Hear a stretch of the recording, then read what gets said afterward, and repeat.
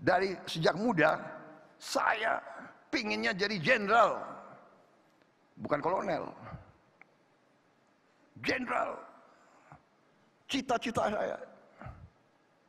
Tapi tidak duduk di bawah pohon, saya minta bintang jatuh ke saya, enggak. Saya bekerja.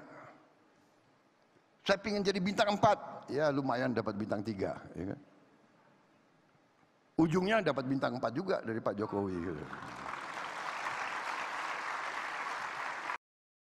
Semakin kita menyimak pernyataan politis para purnawirawan TNI yang meminta agar MPR RI termasuk keberanian seorang Presiden Prabowo melakukan pencopotan terhadap seorang yang disebut sebagai sumber masalah ketika dianggap tidak becus untuk melaksanakan tugas sebagai wakil presiden, yaitu mencopot Gibran Rakabuming Raka. Maka saya ingin mengatakan bahwa ada satu yang dilupakan oleh para purnawirawan TNI ini, yaitu apa? Yaitu siapa sebetulnya yang memberikan bentuk dukungan paling jelas pada seorang Prabowo dengan memulihkan harkat martabatnya sebagai orang yang masih dianggap bermasalah terkait dengan tuduhan-tuduhan bahwa Prabowo ingin melakukan kudeta pada waktu dulu ia masih menjadi militer aktif. Dalam arti ketika orang tidak bicara tentang ia diberhentikan dari jabatannya sebagai militer aktif, maka sosok yang bernama Jenderal Purnawirawan Fahru Rozi itu bagian dari deretan jenderal yang ada di belakang sang Panglima ABRI pada waktu itu adalah Wiranto. Kita ingat bahwa yang bisa mengembalikan harkat martabat seorang Prabowo sehingga memiliki kesempatan mempunyai bintang 4 di pundak kiri dan kanannya itu hanyalah Joko Widodo. Di era Jokowi lah seorang yang bernama Letnan Jenderal Purnawirawan Prabowo Subianto pada akhirnya memiliki kehormatan dengan memiliki 4 bintang di pundaknya menjadi seorang jenderal. Dalam konteks ini, ketika Fahru Rozi misalnya mengatakan bahwa seorang Prabowo tidak perlu merasa berhutang budi dengan Jokowi, tetapi yang terjadi adalah sebaliknya. Mungkin catatan itu tidak lengkap dan tidak bisa ditempatkan dalam konteks sejarah yang sebenarnya terjadi. Bahwa yang bisa mengembalikan marwah seorang Prabowo Subianto dan harkat martabatnya yang dalam tanda kutip diinjak-injak ketika ia diberhentikan karena tuduhan-tuduhan yang kemudian dibantah oleh sejarah pula bahwa Jokowilah yang bisa melakukannya itu. Dan karena itu menghembuskan sebuah upaya untuk memisahkan Jokowi dan Prabowo itu adalah tindakan yang tidak mungkin dapat diwujudkan.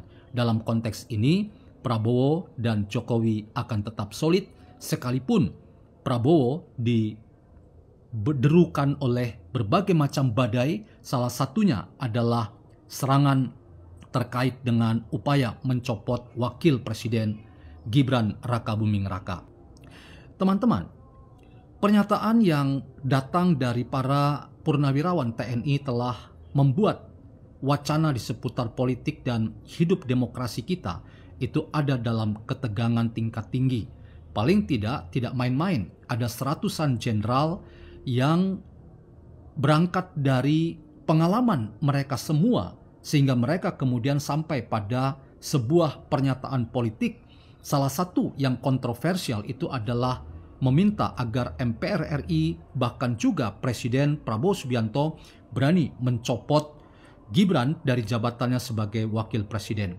Argumen ini misalnya datang dari Fahru Rozi, seorang purnawirawan TNI. Dan kita juga mendengar dari pernyataan Bang Yos yang juga menjadi bagian dari gerakan para purnawirawan untuk memberikan kritik kepada pemerintahan Prabowo dengan usulan salah satu yang kontroversial itu adalah pencopotan Gibran. Bahkan Bang Yos mengatakan bahwa mengapa Gibran itu harus menjadi target untuk dicopot sebab ada kekhawatiran bahwa Presiden Prabowo itu adalah presiden yang tidak baik-baik saja. Kesehatannya bisa terancam dan sewaktu-waktu ia bisa berhalangan tetap. Karena itu para purnawirawan yang diwakili oleh Bang Yos misalnya mengharapkan kita terus-menerus mendoakan agar RI 8 itu benar-benar sehat dan terus kuat dan bahkan satu periode lagi akan memimpin Indonesia. Tetapi ketika itu tidak terjadi dan ada halangan tetap, maka konstitusi mengatakan yang akan menjadi presiden itu adalah wakil presiden, dalam hal ini Gibran Rakabuming Raka. Dan inilah yang kemudian diargumentasikan sebagai bahaya besar bahwa Indonesia yang besar ini akan dipimpin oleh orang yang tidak berpengalaman, oleh orang yang tidak punya kompetensi dan diragukan pengalamannya, karena itu tidak bisa akan membawa Indonesia menjadi negara yang baik.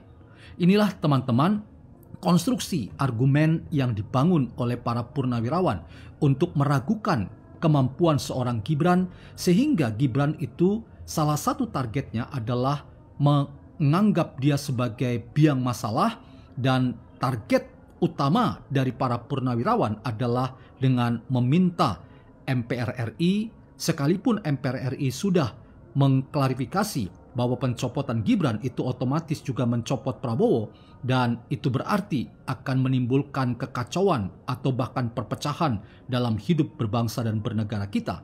Dan sekali lagi tidak mungkin itu dapat dipenuhi dan dapat diwujudkan. Apa yang menjadi ide gila tentang pencopotan Gibran dari jabatannya yang sedang disandangnya hari ini. Jadi ketakutan-ketakutan ini sebetulnya adalah ketakutan-ketakutan yang sama sekali tidak berbasis pada pengalaman empiris. Inilah yang saya sering kali ulang-ulang katakan, kita selalu memberikan penilaian terhadap orang muda dari perspektif kita sebagai orang tua, tanpa pernah kita memberikan catatan bahwa seorang muda sekalipun ketika negara, rakyat mempercayakannya sehingga terpilih sebagai seorang pemimpin bangsa dan negara, maka kita semua yang merasa punya banyak pengalaman dan punya banyak makan asam garam kehidupan dengan tour of duty yang luar biasa, kita justru mensupport dengan memberikan pandangan-pandangan konstruktif terkait dengan bagaimana seorang muda seperti Gibran harus mengemban tugasnya sebaik-baiknya, bukan malah mengembangkan cara pandang tertentu mewakili kepentingan politik tertentu, dan salah satunya bisa dianggap melabrak dan menabrak konstitusi yang memang sudah berjalan dan menempatkan Prabowo Gibran sebagai presiden dan wakil presiden. Jadi dalam konteks ini teman-teman, mari kita berpikir komprehensif dan utuh dalam rangka membaca fenomena sosial politik kebudayaan yang ada di tanah air kita. Jangan kembangkan perspektif yang justru menciderai konstitusi kita. Sekalipun sekali lagi saya memberikan catatan bahwa kita boleh berdebat, berbeda pandangan terkait dengan bagaimana Gibran, bagaimana proses-proses yang bersifat politis terkait dengan kemudian ia bisa menjadi orang yang ditunjuk Prabowo sampai pada akhirnya memenangkan kontestasi bersama Prabowo dan kemudian dilantik dan definitif menjadi presiden dan wakil presiden kita.